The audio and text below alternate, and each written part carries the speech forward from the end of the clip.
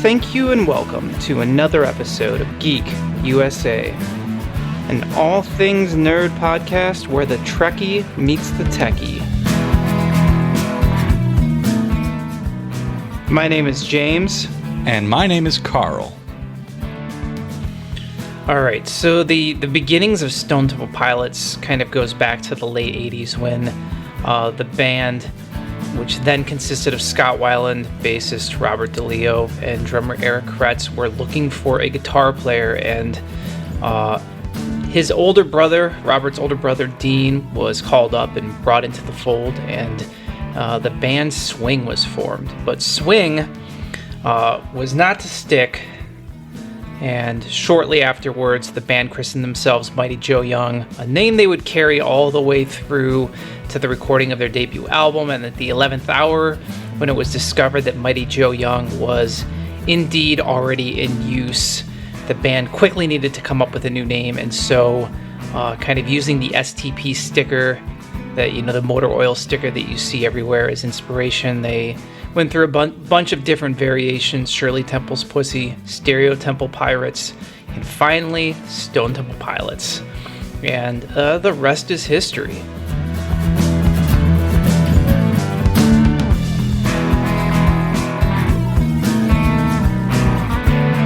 Lock low. All right. So, Carl, what is that word? Like, why does he say that? I think it's probably like a gaffe that they just left in because it was hilarious. You know, like he's just making up words, and he's Scottish, so it's okay. We will, when we do our Spaceballs podcast, which I think is going to be sooner than later. It is going to be awesome, and I think we might just have to recite the whole movie. So this week we are talking about that seminal '90s band, Stone.Temple.Pilots. Carl, what are your first memories of the band Stone.Temple.Pilots? I think the first memories I have of that is we were young. You went to the exchange and you were going to trade in a bunch of stuff, and you did, and you just happened to be kind enough to buy me a copy of Purple and Core.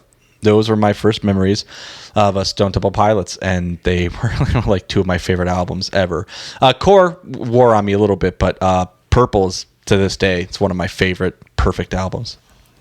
That's cool. I don't remember that, but that's if that's true, which I have no reason to believe it's not. That's kind of awesome. That makes me feel good. Those were those two albums represent the first cassette and CD that I purchased for myself. The first cassette being Core, and the first CD a couple years later being Purple.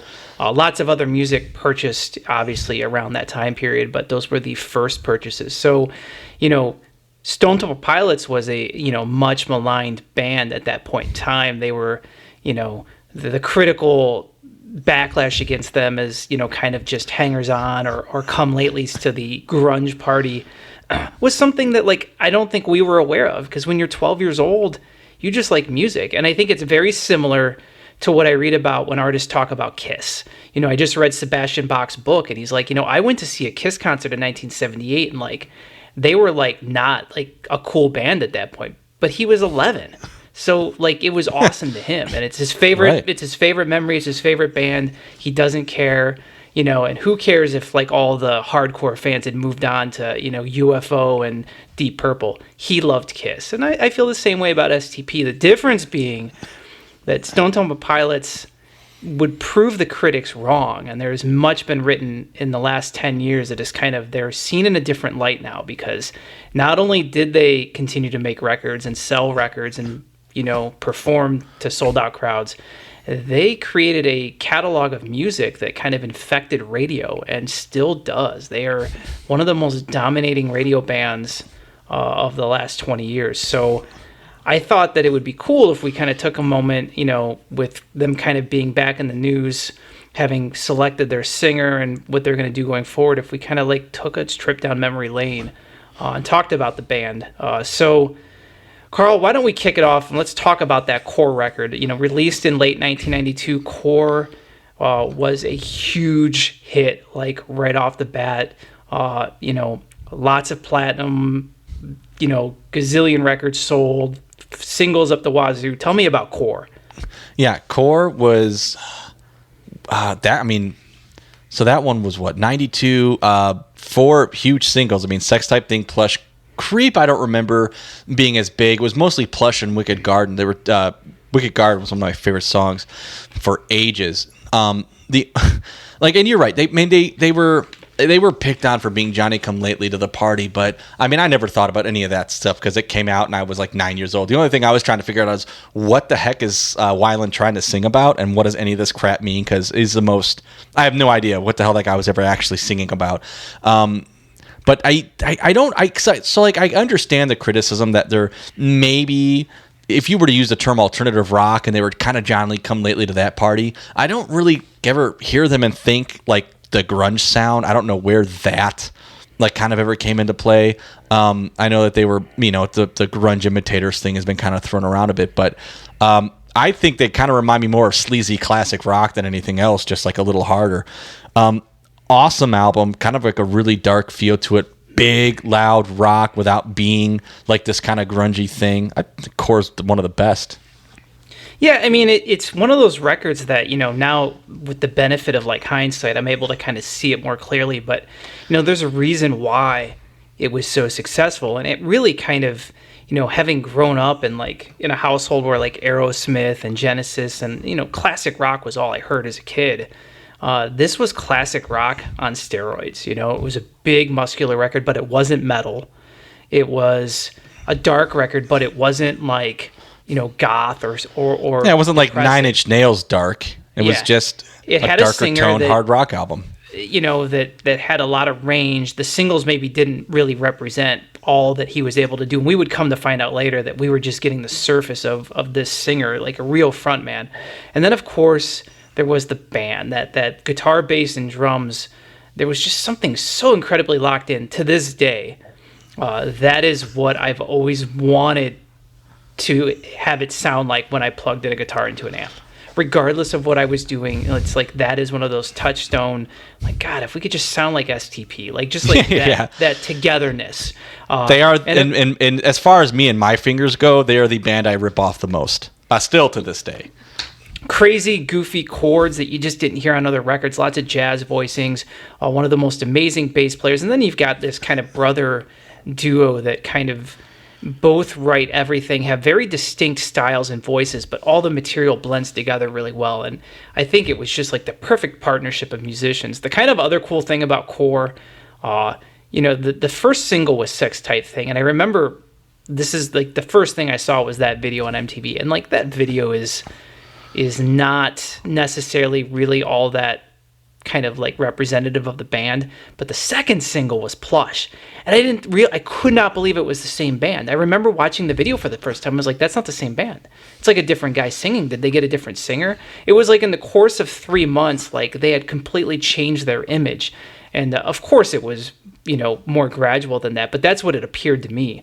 And the difference, Sex Type Thing was rocking, but Plush was like, there's a reason why, again, it was a huge single. The super infectious, but not necessarily what you were hearing from Pearl Jam and Soundgarden and all these other bands at the time. It was definitely something different. Do you have a favorite song off of Core? My favorite song off of Core, the name is not coming to me because I am horrible with specific details like names. I'm pretty sure Piece of Pie, if I'm not mistaken, is my favorite song off the album. Yeah, I mean, that's just from top to bottom. The songs in between the singles were so good. Even like kind of like starting off with a bang and ending with kind of an epic with Where the River Goes. It was kind of a throwback in a lot of ways.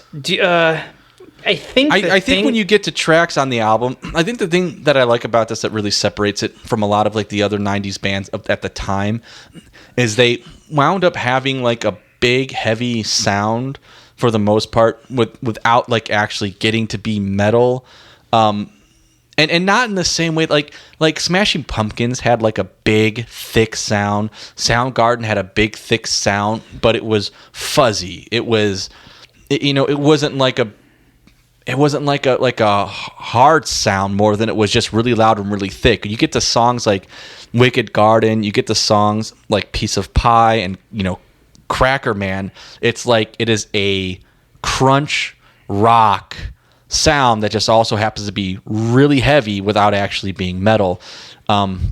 It was, as much as everybody liked to say at the time that they were just these imitators and these come-alongs after the fact, it was actually, I think, one of the most unique albums of everybody in the early 90s trying to vie for we're a rock band, we're a rock band, we're a rock band. This was, I think, one of the more unique, which is why it became so popular. Definitely, critics on this one had it completely backwards. Yeah, I mean, there was everything from Saturday Night Live skits to, like, Jay Leno jokes, but... The band started... Headbangers Ball, everybody just ragged on them the whole time. Yeah, the band started touring with a van and ended touring in a bus. And, by the time this album was done, they were one of the biggest bands in the country. And they went back in the studio and very quickly turned around a second record. And, the sophomore slump does not apply to Stone.Temple.Pilots, kind of in a Pantera-esque sort of way, whereas the first album kind of laid the groundwork. The second album is the defining signature. The band's self-titled second album, posthumously known as Purple, hit shelves in the summer of 1994. I think we both clearly remember that summer because the single Vaseline was all over radio and was blowing up. And Carl, I remember getting this record, listening to it. It sounded... Two things happened. I recognized immediately it didn't even sound like the same band. And then... Well, it kind of did because none of the lyrics on this album make any sense either. Well, that was going to... Well, yes. but then, this was probably the first example of when I experienced a grower. So it didn't sound like the same band, but then 5 times, listening to it later, I realized, no, it is the same band. It's just freaking way better. Carl, tell me about Purple.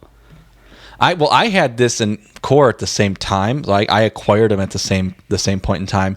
This was my instant favorite, and Core for me was the grower. There were like 2 songs. Because you didn't start with Core. I see what you're saying. I did not. And so there were like 2 or 3 songs off of Core that I loved from the get-go, and the rest of the album really had to catch up with me. This one though, like out the gate, like I heard Meat Plow, and I'm like one of the best openers for an album like I've ever heard, barring I have no idea who this guy's brother is and how he shows him how about what or anything. The riff the riff was awesome. The tune was great, and this is one of the best produced albums, like in at least one of my favorite produced albums ever. So for me, this was I love it. Army Ants, probably like one of my favorite tracks like ever. It's probably going to stay that way. This, in my opinion, is their best album. This record, the 5 legitimate radio singles off the first record on the modern rock charts, but Purple was the band's true breakout.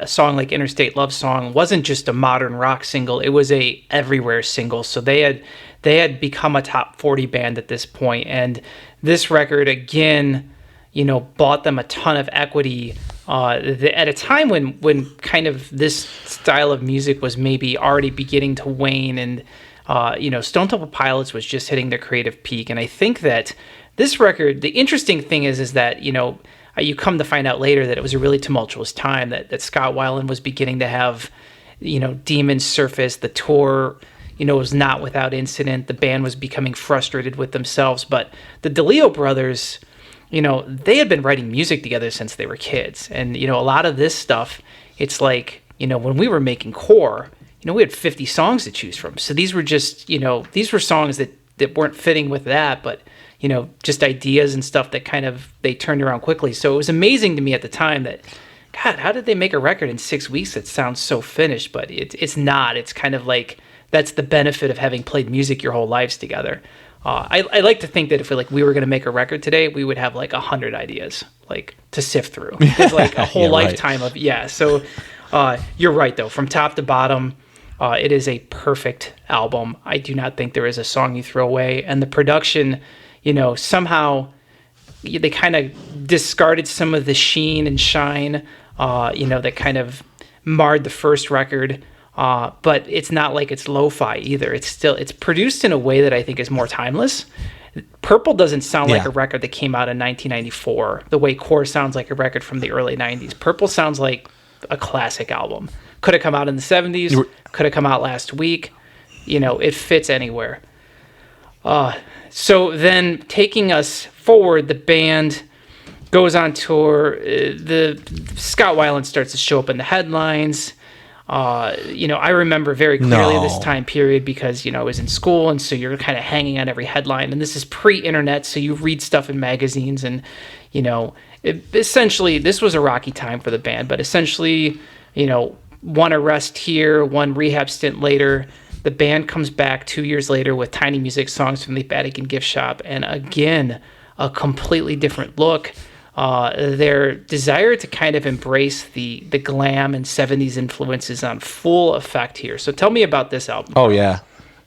They really shined their shoes. It's very... The word, like, when I hear the production of this album, the first word that comes to mind is gleaming. It's just very bright, very, like, crystal clear. They kind of still have, like, the big sound, but it's more classic. It's less the big hard rock thing and more... Like, I don't know, like you listen to Big Bang Baby and you're like, this definitely sounds something more 70s to me.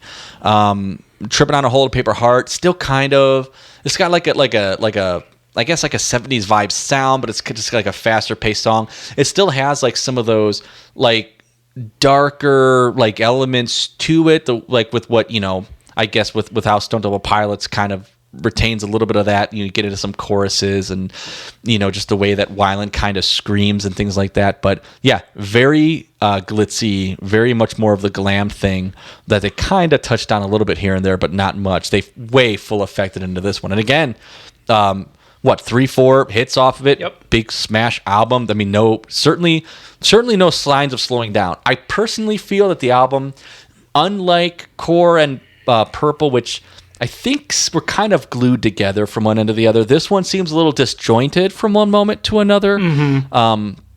But of course, I mean, it's carried very well by a very strong handful of songs that are just fantastic. Well, yeah, this is, knowing at this point that the band was kind of having a tumultuous time. The record it was surprising it came out at all. I remember thinking, like, are they even going to make a record? They very much it's a completely different look for the band, a completely different sound. Like you said, a much more retro feel. But again, the songs are still there, and the core tenets of like what they do are still on display. Weiland is probably, this is the record where he really starts to kind of stretch. His like low baritone is kind of gone. I know he talked about having like gone into the studio and, his voice wasn't really in shape, and it kind of shows, it's not, but then he's kind of able to do other things, and kind of the songs aren't really calling for that kind of deep register singing anyways. But you're right. I mean, 4 big singles off this record. Big Bang Baby was all over the radio. Lady Picture Show is one of the best songs they wrote as a band, period. A great single. And then the whole second half of the record, starting, with songs like Adhesive and Ride the Cliché and Seven Cage Tigers, those songs, like, at the time, again, it didn't really grab me. I remember listening to this record and kind of shelving it and being like, well, we'll see what they do next time. But to this day, it's probably the record I would pick up first when I go to listen to them. Yeah, I like it. I love Adhesive. It might be my favorite song on the album. It's a genius. The lyrics have been there the whole time. The lyrics have been great, but this album is probably Weiland's most poetic in regards to, wearing on his sleeve what, is maybe going on in his life. And like Tripping on a Hole in a Paper Heart is a genius lyric and a genius song. Like when you listen to it, I just don't know how you write a better rock song that doesn't sound, indebted to the 90s. Like it sounds like something that could have been on a Led Zeppelin record, like it's just very unique. It's got a classic sound without being one of those like kind of cheap, I'm doing a throwback band just so I can snag,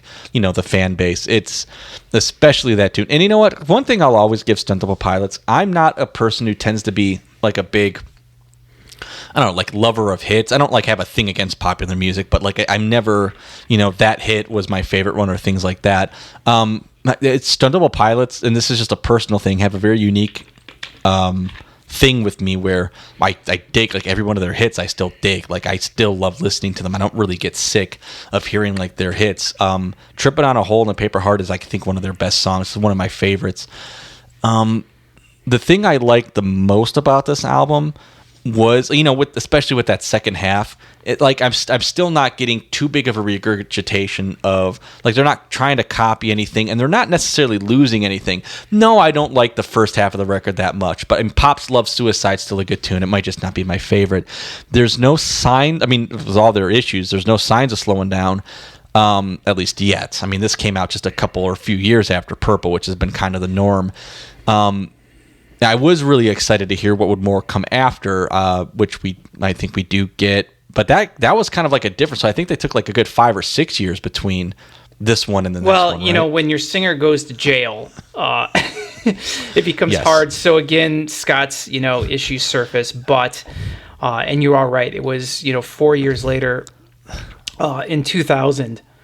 So I remember 2000 because it was my first year of being graduated from high school. And I remember I was working the night shift. I had a job that I worked opposite of college. Remember, like, when you're 19 years old and, like, you somehow, not sleeping for 3 days doesn't bother you? Yeah, I don't know what that feels like anymore. But at that point, this record came out that summer. I remember, I guess August 7th is when it came, it came out in October of 99, but the record was my record that following summer that I drove around listening to. So this record comes out, the band, had been away, and music had changed quite a bit. What was popular were things like NSYNC and Backstreet Boys, and rock was more represented by groups like Marilyn Manson and Limp Bizkit than, anything that had been going on in the early 90s. But this album hit the ground, and again, with a song like Down, with a song like, Heaven and Hot Rods, like, this band was immediately back and on the radio. Number 4 was a return to form for a band that had never lost their form. I think that they felt pressure because they'd been away for so long to kind of give something that was more of like in the style of their first 2 records. But really, if we're being honest, the record kind of is indebted to all 3 albums. I always felt like this album took the best parts of their first 3 records and kind of put them all together. I love this record.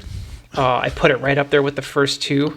And the only thing that I think it lacks is that I like it from top to bottom, but there isn't that like Silver Gun Superman or there isn't that one song that's just like, it's they're one of their top 5 songs. Yeah, not a lot of pop choruses on this on this album. So tell me about number 4. This is the one I actually reach for the first these days. I've so played out on Core and Purple. That's like 2 of my favorite albums for such a long time, and I was never super in love with Tiny Music. This was the one that I fell in love with. I was living in Cincinnati when that happened. I like this album from one end to the other. I kind of like the fact that it's like a colder, sterile version of like the past chunk of their career. And maybe I'm not supposed to. Maybe that's like a bad thing about the album. Maybe that's indicative of the fact that, they were obviously getting farther and farther on the outs, and, the band was starting to, if they already hadn't, really kind of like slowly come apart at the seams there. Oh, actually, one seam, I guess, is the best way to say it. But the one thing that we haven't talked about too much is how this fantastic the musicianship individually had been, like kind of like in this whole career. I think they tone the musicianship down on this one a lot, and they really just lay into, we're just going to play really hard and loud and just be really kind of cold and sterile with everything, which was kind of cool. I think that it gave us a lot out of Eric Kretz, because I think he did in this one. I think Kretz kind of carries a good chunk of it, because really, you've got that bombastic nature of carrying everything here, and I think that he does a really good job compared to maybe like on Tiny Music or Purple, where you've got both the Leos are kind of like crazy all over it. Now, obviously, both of the Leos did most of the writing, so I'm not saying that they're not crazy all over the album, just saying the musicianship seemed a little reined in on this one, which I kind of like, because, sometimes you just want songs to be really hard and just really loud. Yeah, actually, I take back what I said earlier. This album does have one of their all-time classics. The last track, Atlanta, is worth the price of admission. Great. It's a genius song. Kind of again, every one of the records has kind of had like an epic closer, and this is, of all their, closing songs, I think this might be the most like thoughtful and like toned down, but dramatic in a different way. This record is great. The band, went on tour, had some momentum, and they were able to kind of keep it together. And just 2 years later, comes back with Shangri-La-Di-Da. At this point, I'm working at a record store. It's the first time I'm actually going to be around for the release. I remember getting an advanced copy of this. Shangri-La-Di-Da is the perfect example of a record that I think is 3 or 4 songs too long and front heavy. That would be the word I would describe it with. I feel like the record, the first 4 or 5 tracks, just one after another, kick ass, hit you in the face, and then it kind of languishes in this like mid-tempo, dreamy pop for pretty much the rest of the album. And 13 songs, it's a whole lot of, it's just a lot of different stuff. I remember thinking that at the time I really liked it. Whereas a lot of the other albums had grown on me. This one I liked right off the bat, but it kind of wore out really quick for me. There's a handful of tracks that I think are really good, but the record from top to bottom is just not even. And I think what was going on at the time of the making of the record, it was a very, again, tumultuous period. It was definitely showing, Tell me, do you like this record? What's up with this one? I hate to say it, but like my favorite songs on the album are the 2 hits. Yeah. I do think Days of the Week's a good tune. And you're right, like the first 4 or 5 tracks are great. And the latter half of the album, it's not like the latter half of the album's bad. It is kind of weird that it's split up in such like a stark fashion, especially when you consider that, it seems like the track listing on their other stuff seemed like more deliberately spread throughout. Honestly, hey, and I'm super guilty of this. You could probably just track this, like list it a different way, because back then I listened to everything from start to finish, and that's kind of how I digested things, and I might think a little bit differently of it. Songs like Bipolar Bear is a good song, but it's like 4 whatever deep in this now I'm kind of bored part. You know what I'm saying? No. So. Right. So it might not really be a bad album. I can't tell you that there's a particular like few songs that I just think are garbage tunes. You know what I mean? But it's not my favorite. I don't ever reach for it. Sometimes I wish that they had broken up at number 4 and then did Army of Anyone or something instead. But it's not bad. They're good tunes. I'm gonna back up a little bit. I know I'm kind of like trashing an album that actually has a bunch of really good songs on it. I just don't like the order of it. I just don't like it, like its organization. Production's good. It's clear. It's not super unique, but which you can't. It's kind of hard to strike unique production for 5 or 6 albums in a row. I think they did really good with 4, going through 4 of them, saying, well, these are all very different. So that's my ramblings on Shangri-La-Di-Da. Well, I know that there's a couple of the band members that cite this as their favorite record. I think the issue for me, and I guess you have, something has to be at the bottom of the list. It's still a solid B record. I think the issue is you get into the meat of the record. The first 4 tracks are awesome, and then you've got Wonderful, Black Again, Hello, It's Late. 3 ballads in a row that just kill it for me. If you just pulled all 3 of those songs out of there, I think, and that's actually, I think, when I burned this to, a mix or whatever back in the day, that's what I did, and it felt like a much better record. It's just too much ballading, and the band is capable of writing insanely clever, smart ballad songs. But these are not those. None of these. I like Bipolar Bear. I like us Regeneration. But the back half, there's probably 5 acoustic-y ballad songs that just don't do anything for me. And that's what I do after I get past the 4th track. I literally skip to Regeneration and Bipolar Bear, and then I stop listening. Yeah. Well, Long Way Home's a pretty cool closer too, but that's it. So But I'm already bored. Yeah. Now I'm thinking about dinner, or maybe I've already eaten and I need a snack, and I'm thinking about laundry and getting stuff done around the house. By the time I get to a song for sleep, and I'm like, hey, it's time to go do something else. Exactly. So, but you're right. The playing's great. It's a good album, but probably the first Stone.Temple.Pilots record that I won't listen to from start to finish, and that's true to this day. Let's take a moment, a quick detour, and talk for a second about the what was going to happen in this kind of 10-year break. So the band, the record doesn't do very well for them. They kind of implode, go their separate ways, and the band had already done the talk show record with the singer Dave Coots, in between Volume 4, or right before Volume 4. So in that kind of period where Weiland was in jail. Did you ever listen to the talk show record? I did. I was a long time ago. I'll be frank with you. I don't remember a lick. It's been a very, very long time, but I remember not hating it. I remember thinking it was way better than Weiland's solo ventures, which were all crap. Yeah, so he also does a solo record in there.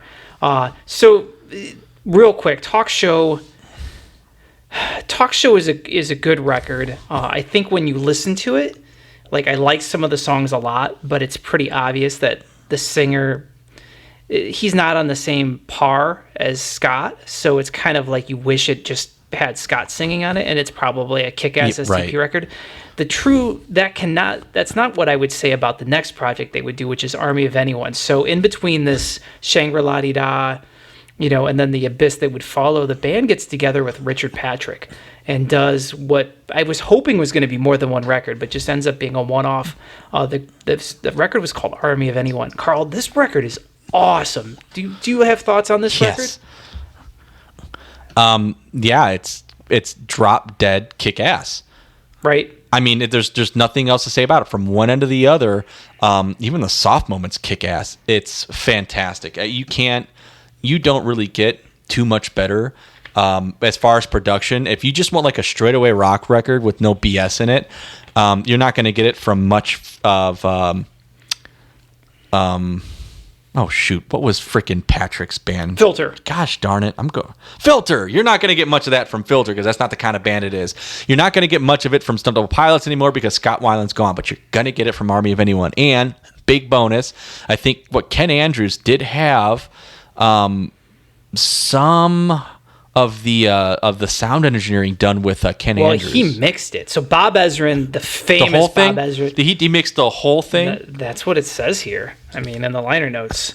So I think they did, because I think somebody else mixed it, and then I think they replaced the whole. They replaced like the whole mix. Either way, I know because it sounds like. It sounds very consistent from one end to the other. I'm willing to give the benefit of the doubt to my shaky memory to the fact that Ken Andrews, who does sound, if nothing else, which he is amazing anyway, but if nothing else, does sound very well. The album sounds great. It's one of those albums that's somehow louder than anything else you own, but not brick-walled, and I don't get ear fatigue from listening to it. No, this came out in 2006, so, over 10 years ago.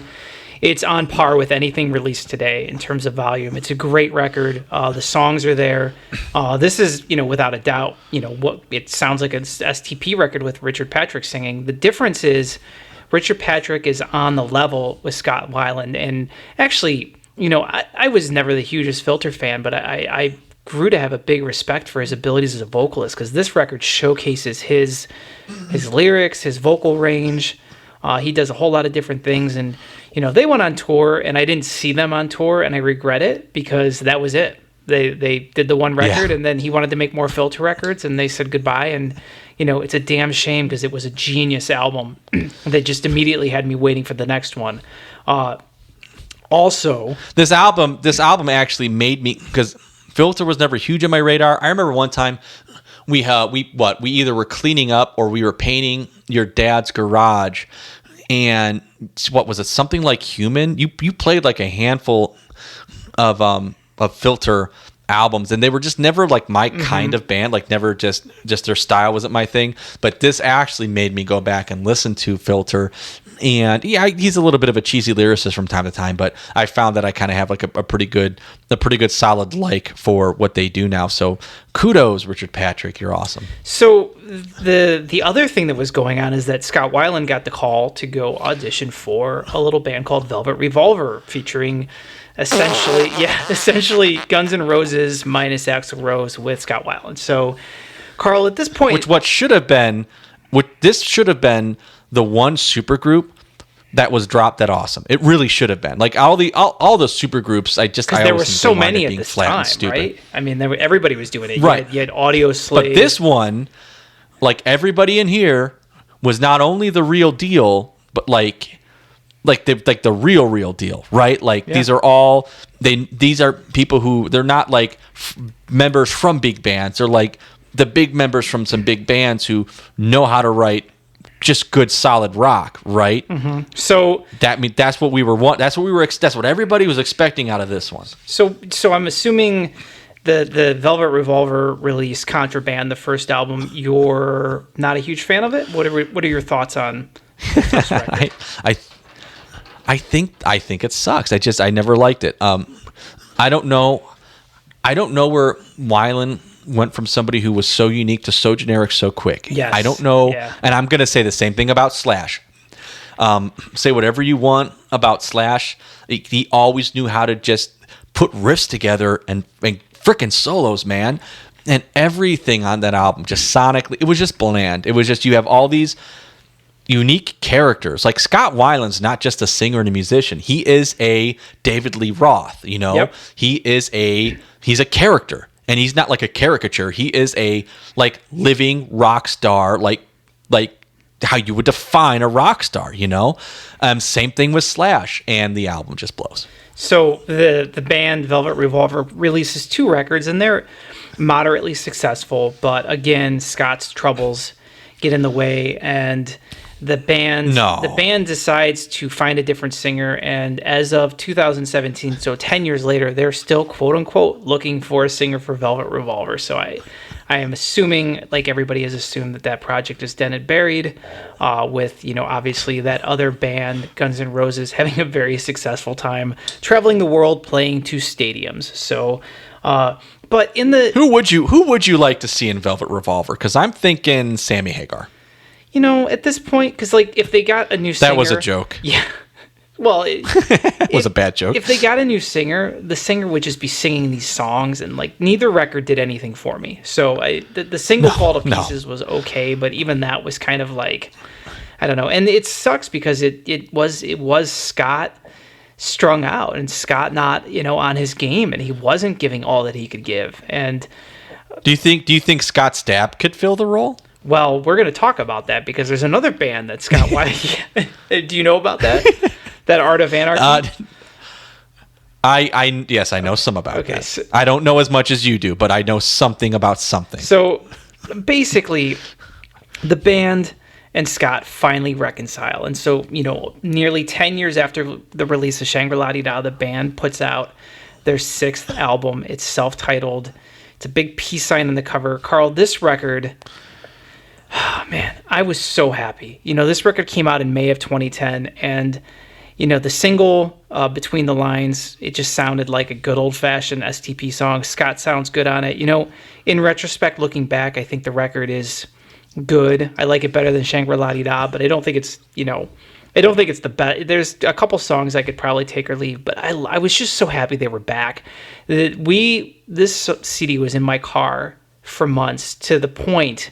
I've never had this happen before, but the girl I was dating at the time at one point was like, do you know how this story sounds like where it's going? Can we stop listening to this? Like, what? The CD? Yeah, what about it? You've like had the CD in your car for 3 months. I haven't. No, I haven't. And sure enough, like looking it up on her phone, she's like, this is when it came out, and this is the date. That was 3 months ago. Holy shit, I've been listening to the CD for 3 months in my car. Just over and over, like I would when I was a kid, the only difference was I was 20 years older, but that's just kind of how I like to absorb records. Tell me about the self-titled album. It was my good tunes. My only complaint with this album was it seems like to me, Scott was doing his best impression of like every one of his favorite singers, like kind of from one end of it to the other. That does not make it. Yeah. That doesn't. Right, doesn't make it bad though. I mean, it is a decent listen. I actually at the time this was my least favorite, but I've actually grown to like this more than Shangri-La-Di-Da. So, at least like I kind of have that. It kind of has that going for it with me. But it almost sounds to me like you could tell like they're taking some rust off, or working some rust off of themselves as a band.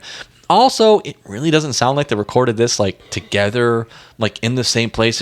It doesn't sound like, because they didn't. It's like all their albums, right? All their albums had a I don't think I knew that. All their albums have like some sort of like a raw live feel to them. Obviously, they record them in studios, but they always seem to retain this. You could kind of just picture them doing it live and calling it a day. This album definitely doesn't have that same feel. It's got a dry feel to it, but not musically. Like the vibe has kind of a dry feel to it. That being said, it's not bad. I mean, it's it's better than like what a lot of other bands, when they haven't done an album for a long time, do and just decide to kind of try to reconcile and put something together. I mean, it's better than the Van Halen one. You know what I mean? So it's not bad. Yeah, I mean, basically, the band recorded this in one studio and Weiland tracked his vocals in another. So that's where they were at. But nobody knew that at the time, and they went on tour. I went and saw them on this tour, and holy crap, having seen the band kind of at the beginning of their run, and then like this at this, basically the last tour they did, I can tell you they were still bringing it. And there's a couple live DVDs out that kind of chronicle this period. Weiland isn't necessarily 100% all there vocally, but he's still a great frontman, and the band just sounds so good. But that was it. They did the tour, and they couldn't get Scott to come back to the fold. There was a lot of disagreements apparently about money and licensing and this and that. So finally, in 2013, they fired him. He quit. Who knows what happened? It all kind of played out very publicly and tragically, but the band let him go and decided to recruit none other than Chester Bennington from the biggest rock band in the world, Linkin Park, to sing, who happened to be a big fan of the band. So, Carl, at this point in time, what were you thinking, like, when all this was going down? I was thinking that this is going to be a horrible idea, and it's not going to work. There's no way that this is going to be digestible to anybody who is a fan of this band or Linkin Park. And I was not only wrong about other people, I was wrong. It wound up being just freaking phenomenal. Absolutely awesome. So talk about the EP they put out, High Rise, 5 songs, 15 minutes. You're a fan of this EP then? Yeah, my only complaint is that it's there's not more. I didn't get any more. It was my only complaint to that. I love the EP. The Out of Time isn't my favorite tune on it, but it's still good. But Black Heart, Same on the Inside, Cry Crying Tomorrow, I think they're fantastic. I get it. Stone.Temple.Pilots is one of the biggest bands like ever at some point. Maybe not at this immediate moment that we're talking about. Linkin Park is at this point like one of the biggest bands ever. I get it. Chester Bennington does have like an obligation to this other thing that's his. You know what I mean? It's not somebody else's that he happens to seamlessly just fit into out of nowhere. But I wish before he did the thing that he had to do was depart from this to go focus more on his thing, his child, his like musical child there. I wish we would have gotten like a full-length album, because this is one of those times when like you really do strike gold with a singer the second time that like a lot of bands don't get to do. Like you don't often get to pull an AC/DC or a Van Halen and get somebody like who can just slip in there. And you even get great singers who can't do it. I mean, Gary Sharon's a fantastic singer. It just never worked with Van Halen. So this was one of those things where I firmly believe this could have been like a full-length, awesome Stone.Temple.Pilots album that would have just rocked it. And it's just a shame that we didn't get to hear a full one. Well, and the real shame is that the full one was recorded and they just haven't released it. So I didn't know that, and I'm going to go cry when we're done with this. The band was working on and off with Chester for a couple years. I had the same thought. This isn't going to work. This is going to suck. But not because I thought the music wasn't going to work. I didn't see how they couldn't see that it wasn't going to work for him. He's a new dad. He's got a family at home. no guy is going to work 80 hours a week, no matter how much you love a band, and he's not going to quit Linkin Park. So really, guys, have him come guest on something, do a one-off record with him, but he's not going to be the singer in STP. It's not going to work. So, but they did it anyways, and they played some shows, and he sounds great. All the stuff on YouTube, he's great. He could totally sing the stuff the way Scott sang it on record. The EP was awesome. They started working on a full length, but before they finished it and before they could put it out, he kind of decided, this isn't going to work. It's too much. And then, midst of all of that, Scott Weiland recorded a Christmas album. Scott Weiland recorded a solo record with the Wildabouts. Scott Weiland did a project with Art of Anarchy, which was Bumblefoot's band from the Guns N' Roses fold, kind of decided to do a new project. And then Scott Weiland died. So, Carl, it's been a couple years now. Tell me about your thoughts on his passing, and just, do you have any thoughts on that? I mean, their story was very public, and it's not that. How do I put this? This was one of those ones where you were hoping, and again, I don't know the guy. I don't know his family. I don't know the details of his situation, but you know what trouble sounds like. And especially in this day and age with the way TV goes, everybody knows about drug addiction. It's not like there's a certain time back in the day when there was just groupings of people in suburbia from one end of the country who maybe hadn't heard this story before. We all know the dangers of it. You've got TV shows that highlight famous people who are trying to recover from addiction. We see this all the time, and we see people die from it all the time. So this is one of those ones that, I think you knew was going to happen one day. His life and his choices at some point were going to catch up to the guy, and whether it was directly because of drugs or something else, you just know it was going to happen. You just maybe were hoping it wouldn't, but it did. Wasn't surprised, and I try not to get super sad about people I don't know who die. No matter how much I revered them for their art or their music, this isn't my father, it's not my brother, it's not my husband or my ex-husband. There are people who actually know this person who are genuinely mourning and things like that. But it was sad because he was such a good dang singer, and he was such a creative lyricist. I still to this day don't know what the hell he's singing about any of the time, but not because he puts things together rambling and disjointed, just because he's just that unique. So it was a bummer. You always kind of wish that we could have heard more out of him. That was, he was a busy guy. You can obviously tell that he either A, liked working, or B, was just getting bled dry by his exes, but it's one of the two. Hard to know for sure. But what did you think about Weiland's passing? Well, it was 2 Decembers ago, and when Kurt Cobain killed himself, I was a little bummed and kind of confused. At 13 years old, I was just like, why? I couldn't comprehend why somebody who had achieved what I was dreaming of would end their life. When Lane Staley died, I was kind of bummed, but I also kind of was confused. Why would you just choose to languish in filth? And I just didn't understand the Howard Hughes complex that he had. When Scott Weiland died, you took the words right out of my mouth. I was nothing. I wasn't surprised. I wasn't bummed.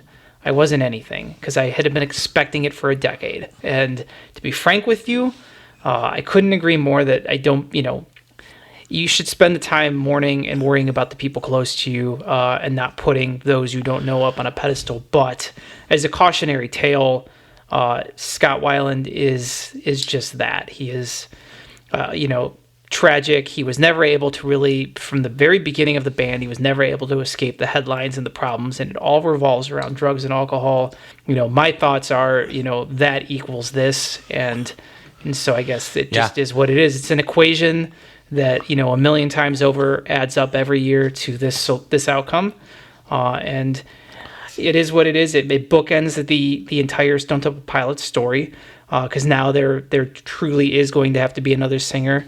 I guess that's kind of the next thing I wanted to ask you about, is what What do you think about that? Should the band continue? And they are going to continue. So do you have thoughts on them continuing and very a la Alice in Chains, continuing to work under the moniker Stone.Temple.Pilots? I mean, this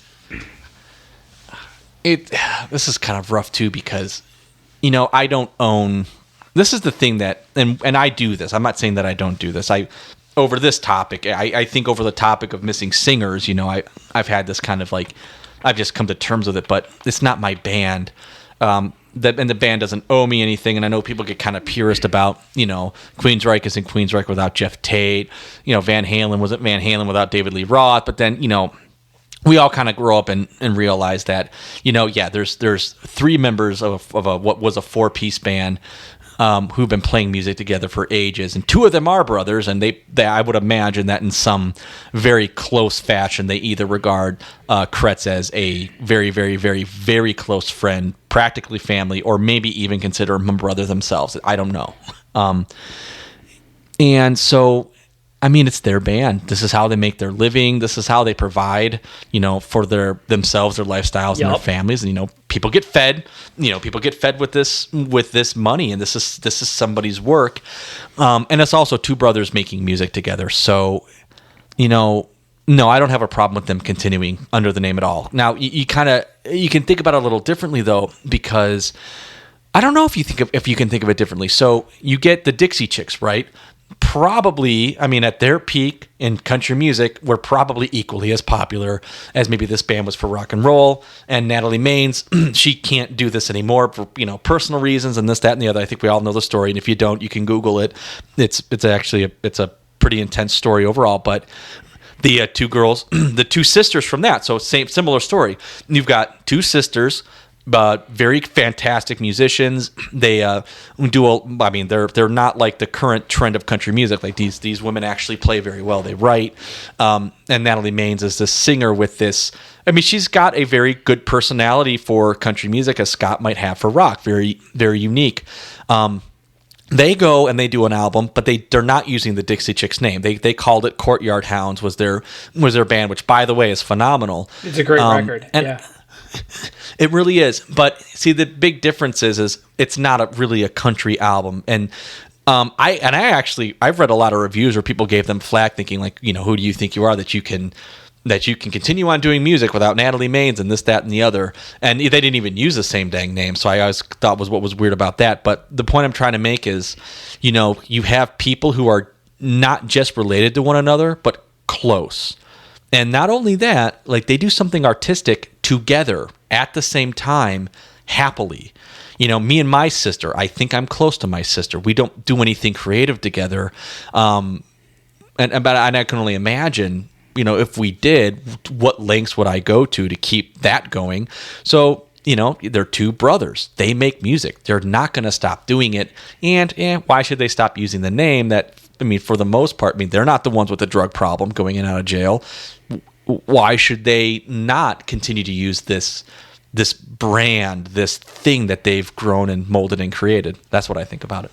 Well, you very articulately summed up a lot of my thoughts. I think that the question before was different than it is now. So before, not unlike Van Halen and a lot of these other bands, the band was on the outs with their singer and chose to use a different singer and continue on. And whether it rubbed people the wrong way or not, it was a matter of we have to eat, we have to work.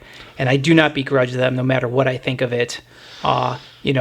Personally, God willing, if I'm in a position where I can support myself with music, I can understand the dilemma. Like, I've created this body of work and I don't want to sully it by doing it with anybody else. But the army of anyone in talk show CDs are in dollar bins all across the country. Nobody bought them. So what are we going to do? And I got to put my kids through college. I get that dynamic. But when Scott Weiland died, I think it changed the dynamic to, like the Alice in Chains, AC/DC dynamic where, I still have mixed feelings on the Alice in Chains thing. I am confused as a fan. Why not just call it something else? It sounds so different. Maybe out of reverence, why not just set this aside? But then again, I also understand that we're still the three members, and this is our band too. And so I think that's kind of the difference, being that he's not here anymore. And so there's never going to be a chance. And so really it just turns into, do you want to be In Excess? Do you want to be Alice in Chains and just continue on with somebody else? Now, the other dynamic of this is the band is obviously choosing to do that, and I do not begrudge them. And I actually think in this case it's probably a good move, because I do think the singer kind of left them holding the bag most of the time. So I get their point of view. But at this point, now that the thing with Chester didn't work out, it looks like, they've already chosen their singer and they're recording, but they haven't revealed who it is yet. But that announcement is said to be forthcoming, and it's rumored to be either a Filipino musician named John Borja or the X Factor Season 3 runner-up Jeff Gutt, both of who are essentially unknown singers. So kind of like what In Excess did, we're going to start with somebody young and hungry. What do you think about that? Would you rather see them have a Chester Bennington, Richard Patrick, like an established voice come in, or do you want to see them with somebody half their age kind of tearing it up? As a fan, what do you want to see the band do? Oh, I just want to. I just want to hear it be good. It would be interesting to pick the Filipino, because I think didn't Journey's replacement singer he's a Filipino, right? Yep. Yeah. Right. I just want it to be good, and I just want there to be a good vibe. I think that's the thing that I really love about Stone.Temple.Pilots is like their best moments, which is almost their entire career, is just a good vibe that you get like from listening and everything. So I don't care if it's an established person or not. I think that the DeLeo brothers, they know how to make good music, and I think they're really good at making good choices. And they're on such like a level that they don't have to use an established person. You think of like Queensryche, right? So Queensryche went from top tier to middle tier to kind of like just like a band that people know as a band, but they're not local, but they're not. I don't know how big you call Queensryche. They were once a major band. Now they're not, and they replace a singer with somebody who is established, but like at their level. But I don't think anybody would have noticed if they'd have picked somebody that nobody knew, because let's be frank, established at their level is still somebody that nobody knows these days. If you're Stone.Temple.Pilots, somebody that everybody knows. So I know this was all like just like a big, false internet rumor, but I'm just going to use it as an example. I think that like Stone.Temple.Pilots doing somebody established is like a Scott Stapp. Somebody like a name that like everybody knows, or a Chester Bennington, which apparently worked out really well for him. There wasn't any super hysteria around them doing it or anything like that. But it just didn't work out to be like the big longevity that you got out of like a Sammy Hagar and Van Halen. So I don't care. I don't know if they're doing it on purpose to do an unknown person because they're trying to avoid this conflicts that might drag this person away. That's my only big fears, because if they pick somebody that's awesome, which we all know that they're going to, because that's just how they are, I want to know that I'm going to at least get like a full-length album out of them, because that's what I really want. They're so good at writing music and putting an album together.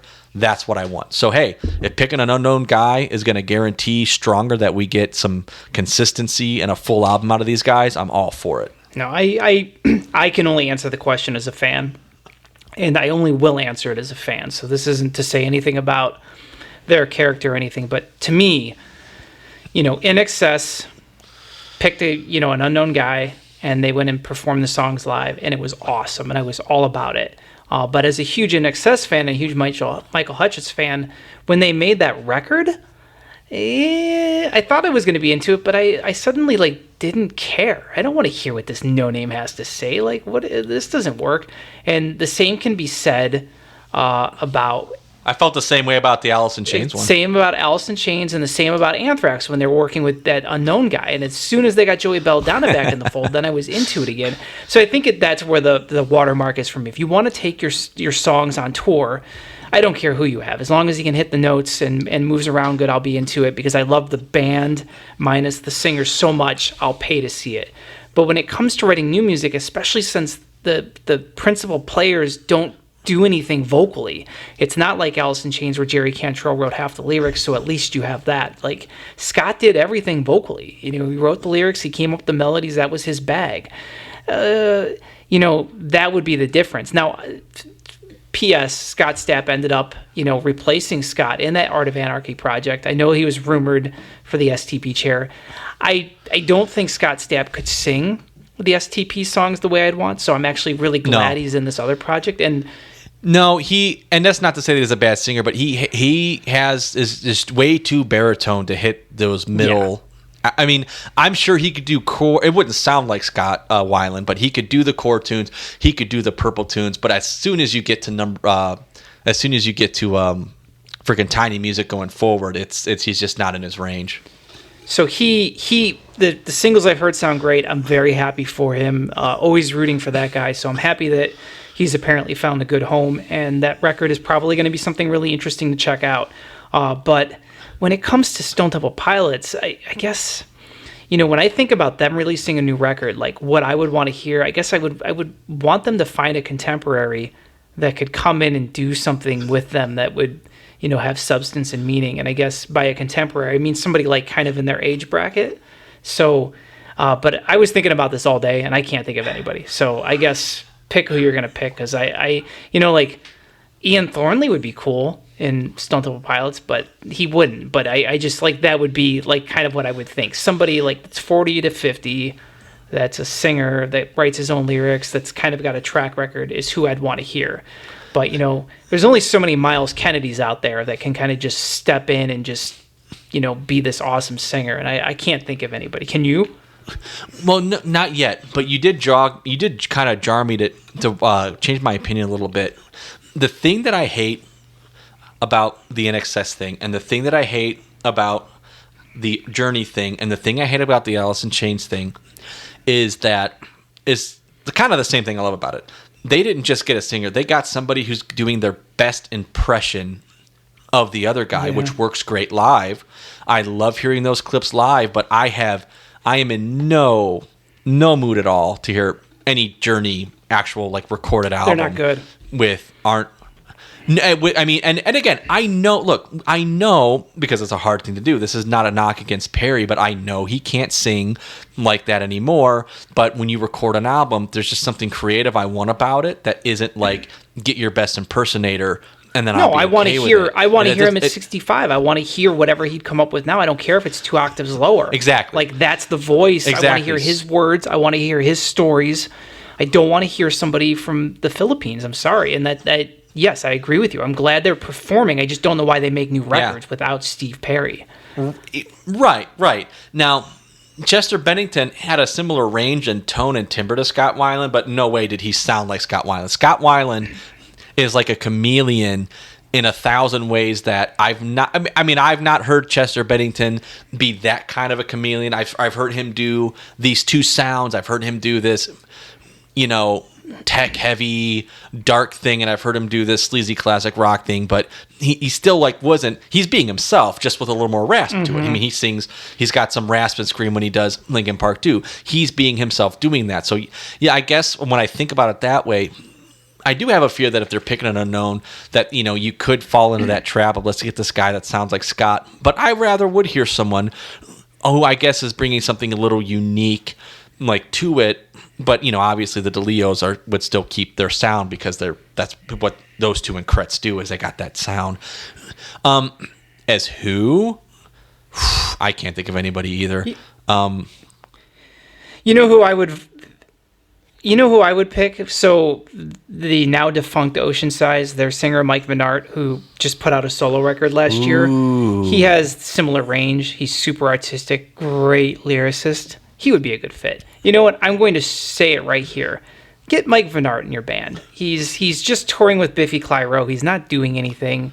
His solo record was really good. I was actually really into it. But Ocean Size is done. They're not ever getting back together. And I don't know if they could hang with a British guy, but British people have awesome lyrics. So no, all kidding aside, I think we both hats off to you. That's a really difficult topic, and you really kind of you very eloquently stated a lot of things that I only kind of stole your thunder on. So no. Stop. Well, that being said, let's get to the fun part. So the future is already been set. So regardless of what we think they're going to do, what they're going to do, and I'm going to check it out because I'm a huge fan. But looking course. backwards, do me a favor. Tell me, like, give me your ranking on these albums. Where do you stack these CDs in order of importance with the studio records? I can do that in seconds. Purple, 4, Core, Tiny Music, the last full-length self-titled, and then Shangri-La-Di-Da. I would put the EP somewhere in there if it was a full-length album. If you wanted me to throw Army of Anyone in there somewhere, it would be third right behind 4. Wow. I would actually just say ditto. Like, honestly. Because, we got to start disagreeing with each other at some point because fans want to hear arguing. Yeah, well, but then we have to talk about stuff we don't like, and I don't want to do that. You know what? We can go at each other when we do Friends and Seinfeld because I know we're on opposite ends of that one. So, all right, man. So that was a really good conversation. Do you have any final thoughts on Stone.Temple.Pilots? Any last words? Actually, before we do that, you know what? What the hell am I doing, man? We should at least we've talked about the band, but we really didn't talk about the band. So can you give me like your favorite part or performance for each member from the rock and roll side? Because I know there's so much to choose from. I thought about this like 30 minutes ago. I wanted to say, hey, shouldn't we talk about... We should, yeah. Kind of everybody individually. Silver Gun Superman is my favorite for one of my favorite guitar solos ever. Yes. And I'm getting my DeLeos mixed up, but that's Dean DeLeo, right? He's the guitar player, right? So he's my favorite. The Silver Gun Superman is my favorite performance for that guy ever. Now, on bass wise, I got to really dig and think about that because, to be frank with you, like I love everything. Like Robert DeLeo is my single greatest inspiration for bass playing ever. I might actually have to go back to Piece of Pie from Core. That might be like when I think of like the perfect combination of I'm going to move around and I'm going to kind of like do this pocket playing, but this kind of a hard thing. That's like where I go to. That might be one of the hardest songs like I've ever heard. I love it. Drum wise, man, Kretz is he's an unsung drummer, man. Unsung, man. Him and what's his name from Anthrax are going to go down in my personal history book as the guys who don't get talked enough on drums. With Kretz, I'm going to go with something off of Purple. I'm having a really hard time thinking of which one, though.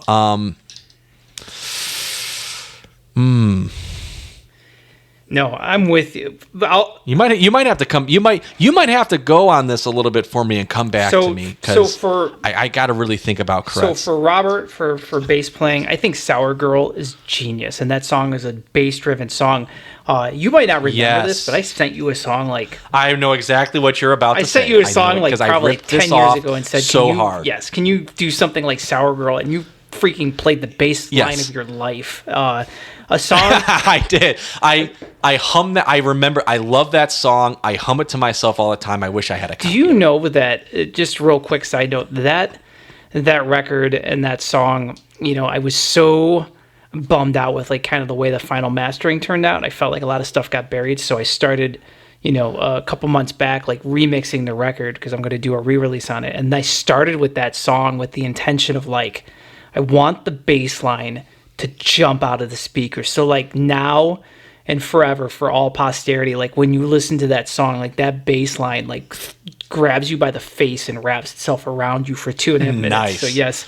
All right. So yeah, Sour Girl is going to be that one. I was thinking that Kitchenware Candy Bars, like that was going to be mine too. But since you said it, as far as guitar solos go, I think the slide work in Big Empty is freaking awesome. And like really what he does is like the song has a whole solo section, and I've tried so hard to do this in the past. It's really difficult. There's a solo section where it's essentially not a guitar solo. It's a buildup of like slide and feedback that kind of takes the song to the final chorus, and it's genius. It's a genius use of dynamics. I give that guy a lot of credit because like nobody talks about Dean DeLeo as a lead guitarist, but he does so much unconventional stuff. He's phenomenal. And then I think for Eric Kretz, I'm going to say Kitchenware and Candy Bars, which, obviously is a big ballady type song, but the drums like do such a good job of kind of creating this like wall of sound when like the heavy parts come crashing in. And I've always thought that he can play fast really well, but it's his like the way he fills up the space slowly, like in the slower songs, it's always like so impressive to me. He does a really good job of kind of like dragging everybody back and kind of keeping the song from like bouncing forward. And that song's a great display of kind of going from one shifting piece to another to like this whole orchestrated section at the end over the course of like 4 minutes. And I think the drums are what tie it all together. A lot of bands could play that song and it would just sound stupid. Yeah. And then I think I'm going with Kretz to piggyback off that. I'm going with Army Ants. Yeah. And actually, you might remember this. I don't remember the song, but God, I ripped the fill off of Army Ants so bad. Because I told you to put the Army Ants fill in there, and you were like, the fill? It's like, man, this song needs the Army. I've got one of the tunes I'm recording right now. I'm trying to throw that fill in there too. I'm nothing but a rip-off artist, but yeah, I'll take Army Ants for Kretz. All right, and then let's do for Weiland. Do you have a favorite vocal / lyric? Maybe it's both at the same time. You know, I think for lyric, lyric. I can't pick lyrics for that guy because I still to this day I have no idea what he's ever talking about. But for him singing. You know what I'm going to do? I think I might say Church on Tuesday. There's not a lot to that song. Wow. I would never have in a million years guessed that was the song you were going to pick.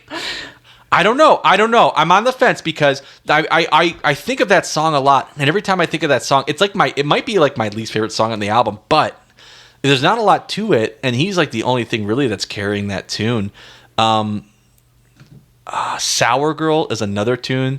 And I think might be one of my favorites that he's got. I don't know. God, you could just pick one off harder every to record, do because I know the difference between him picking for him and the other guys in the band is I'm a fence sitter anyway. I have a hard time committing to these choices. You know that. The other thing is that he is such a chameleon from like one. It's not like he's got a consistent sound. Like the DeLeos and Kretz have a very consistent like sound. They mix up the songwriting and things like that, but him, man, you can go a lot. I mean, I could say Still Remains is like my favorite, but that would be kind of like an easy cop out, I think, because I don't necessarily know if that's like the best for him. I'm trying to think of something that highlights because you know what I'm going to do? I'll give you one from each of the first 4 records, and I'll just because I won't be able to pick one. I'm going to say Sin off of Core. I think that song is just from top to bottom. He's doing everything he can do vocally at that point.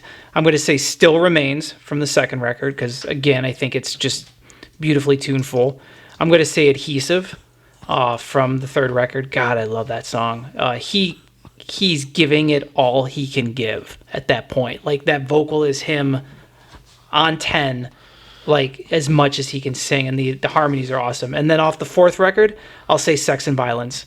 Like, that song is the exact, like, when I try to tell people, when I've tried to describe like heavy in a way that like doesn't involve palm muting and detuning riffs, like heavy and like just the entire band being a force, the song Sex and Violence is the perfect example of that. That song is so heavy. So that's going to be my choices. All right, I can follow. All right. So off of Core, I'm gonna go Where the River Goes. Oh, good choice. He's still freaking awesome on that. That's got to be like the sleaziest sounding song that they have. I'm going to go with Still Remains off of Purple.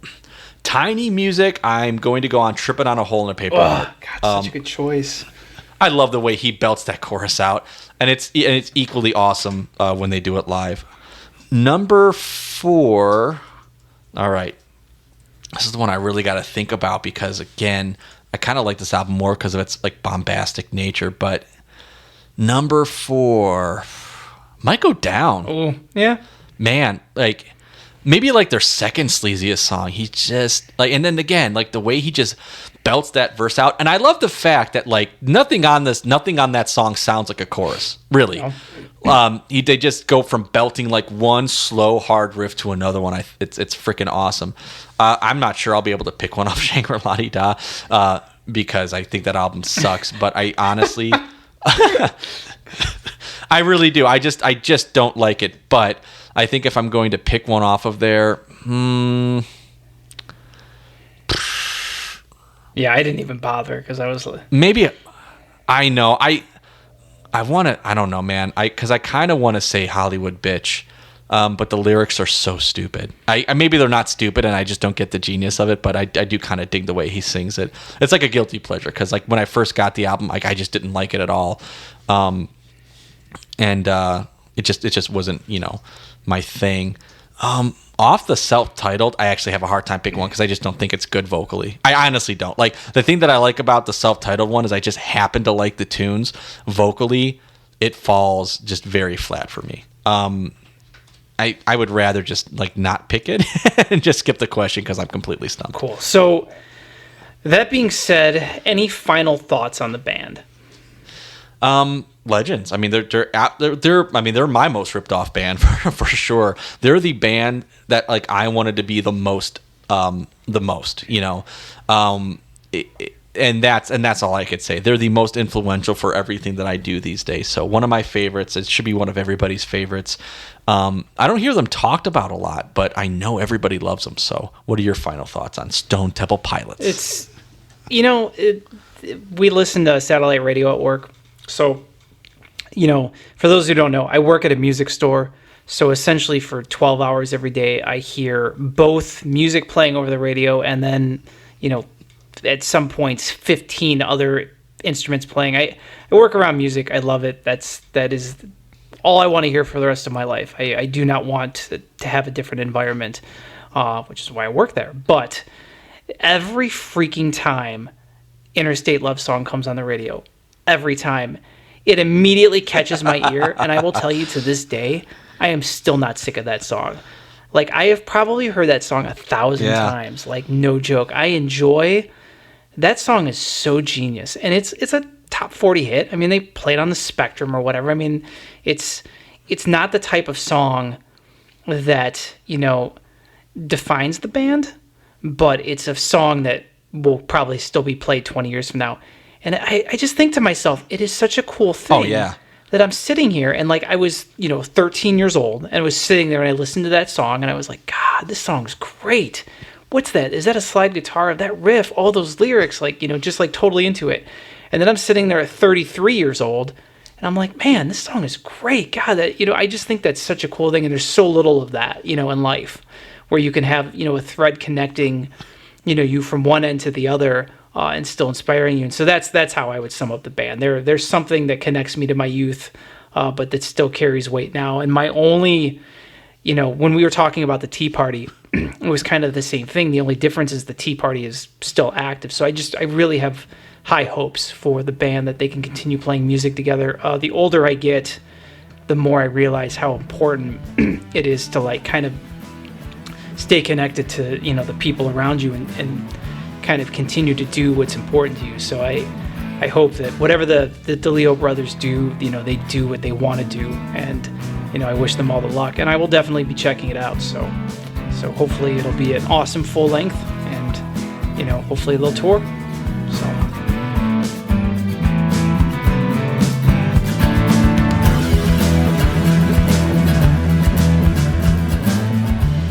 Thank you for listening to Geek USA. Follow us on Twitter at Geek USA Podcast.